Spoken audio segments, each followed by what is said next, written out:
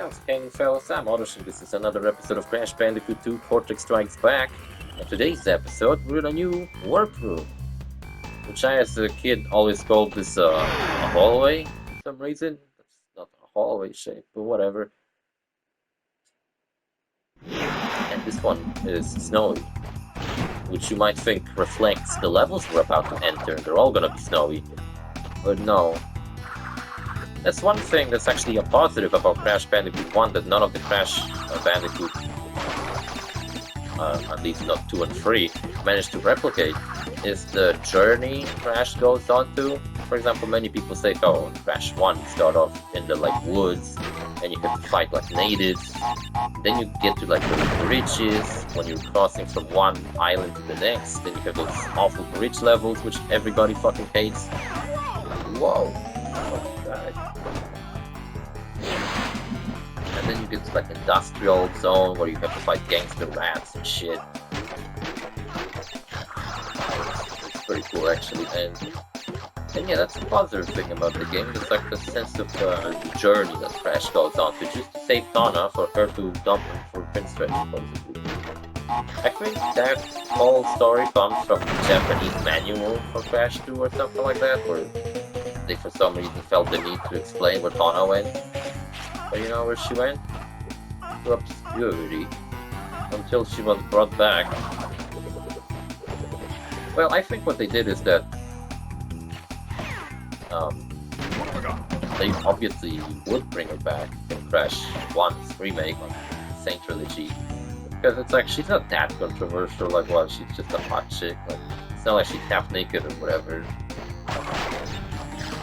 Like, you could say she's being fucking objectified, she's just a damsel in distress, but like, fuck it. She doesn't exactly act like a damsel in distress. She doesn't really seem like she gives too much of a fuck throughout the game, throughout the first Crash Bandicoot game, and then they brought her back in Crash Team Racing Nitro Fuel, and gave her a little bit of a ending, where I think they explained that she and the trophy girls from Crash Team Racing formed some kind of space bounty hunter team or whatever the fuck. Oh my god. I don't know, but I don't think that's canon. I think none of these endings from Crash Team Racing are canon. Is Crash Team Racing even fucking canon?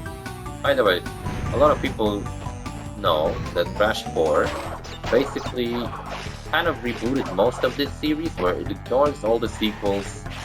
It ignores all the games that took place after Crash Bandicoot. It ignores all the sequels that came out after Crash Bandicoot 3. But you know how I like to look at the Crash Bandicoot timeline? I like to look at the the Insane Trilogy as a separate beginning point for the timeline. And I have a reason for it. So, the new Crash Bandicoot timeline is Crash Bandicoot Insane Trilogy. You know, Crash 1, 2, and 3 remakes. Remakes, not the originals. I think originals are in their own separate timeline. You know, the original Crash timeline. And now we were in the second Crash. Oh, that's where the secret is, not in the first level. I can try to do it. See, I stopped for a little bit. I wasn't bullshitting you when I said that it's a glitch like that. Whatever. And so, you know, originally you had Crash 1, 2, and 3, the original Crash Team Racing, Crash, I guess, Crash of Cortex, and so on, all the PS2 games. But then Crash went on a fucking hiatus that almost lasted 10 years. It was 9. Fucking waited, it was 9 fucking years waiting for a new Crash game. Kinda became a Sonic fan in the meantime, because I was really needed a rodent in my life, you know? Crash not a rodent, Crash is a marsupial. This reinitiates Crash and Sonic, even though there's also marsupials and other fucking types of animals in Crash and Sonic. And in Crash as well, a lot of different animals. What I always liked about Crash's animal designs, that are different from Sonic's, is that Sonic character designs always kind of follow the same formula. Like, they all kind of look the same, but in Crash, all of the mutated animals are kind of like just simply the animal, but like exaggerated, cartoony way. I also like how they all have normal color, like Crash is in purple or something, which a Bandicoot isn't, obviously. And yeah, I think that's a cool feature for Crash characters to actually retain their natural fur colors, like the animals they are supposed to be. That was really stupid, but I just fucking did. I don't know why, but I really like these spinning wheel obstacles. Like, what the fuck is the purpose of these? Why are they cute? Why are they fucking rolling left and right? How are they not falling off that fucking thing? What the fuck is their purpose? Why are they synchronized? So dumb. What was I saying? Oh yeah, Crash timeline. And then we have Crash Insane Trilogy starting a new timeline. So Crash Bandicoot 4 is actually a sequel to the Insane Trilogy, more than it is a sequel to Crash 3. And then I think the racing games aren't canon, because Crash 4 doesn't really reference Nitro Kart. Plus all the endings in Nitro Fuel. See, again, what the fuck? 124? You gotta be fucking kidding. Look at fucking shit. Hilarious. And yeah. The endings in Nitro Fuel are kind of jokes. You know, how Coca started the dating website or whatever and got rich. How Tana and the Nitro Fuel girls became fucking space bounty hunters or whatever the fuck. And then we have Crash 4 following up from 3. Now I was supposed to explain why I can believe Insane Trilogy. Fuck, too many subtitles, I'm getting confused with this shit. Why? I think that they are a different beginning for this series, because Coco is present in Crash Bandicoot 1, because she travels from Crash Bandicoot 3 back to Crash Bandicoot 1 and 2 to aid her brother in the past, which wasn't the case in the original version of these games. Like in this game I can play as Coco, but in the Insane Trilogy I can't play as Coco. I just accessed the hidden fucking level. Check this out, hidden warp room, bitch. No go.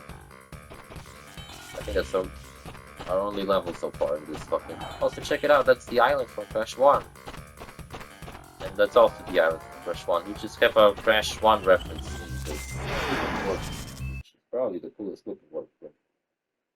This warp room is actually underneath the previous warp room, like the first warp room we go to. Because if you have access to all the warp rooms in Insane Trilogy, this hidden one we just in, is underneath the first one, which... I don't know, the warp room is such a fucking mysterious place. Does it physically exist? Is it like an actual just place that doesn't have a proper access to it? You have to teleport inside of it? And the only way to traverse it is to just go on like a floaty fucking platform in the middle? It's like this doesn't have an exit. It's so fucking strange. This warp room. I'm actually not a big fan of the warp room in Crash 3. It's just like it's one big warp room instead of many different ones, like in this game. Which I think is slightly worse. There you go. Episode 10. Crash Insanity. Goes to render, very nice. I promise you it's much better looking. Also, I beat Crash Insanity 100%. Damn. I ain't gonna beat this game 100%, but I am gonna do the secret levels that I can do. But I ain't gonna bother to do all of them. But the ones that are reasonably accessible and aren't a pain in the ass to go through, I'll go through. Like this one. This one was pretty easy to access. Checking all these fucking lights. We had 100 right now. One thing I don't like about getting the third mask is that it speeds you up, which can kind of fuck you up. Oh, look at this segment. This segment is so infamously fucking difficult. Let's just flew through it. Oh, I take back what I fucking say. I love Aquaman's first fucking mask form. It's brilliant. And check it out. A red fucking gem. Ain't that fucking nice. Complaining how I can get it previously. that. And now all I have to do pretty much is just simply go through the rest of the level, I think. But I still have to collect all the crates, which kind of sucks, to be honest. Basically, I have to replay half of Snow Dome. I have footage of this level. Get the fuck out of here. I don't want to fucking see this shit again. It sucks. It's garbage. Fucking Crash, why the fuck am I playing? I don't know if the irony becomes anything seriously. Well, in case you did, I wasn't. So I feel like these 4 episodes are quite well explaining why I absolutely adore Crash Bandicoot and how big of a fan of it I am.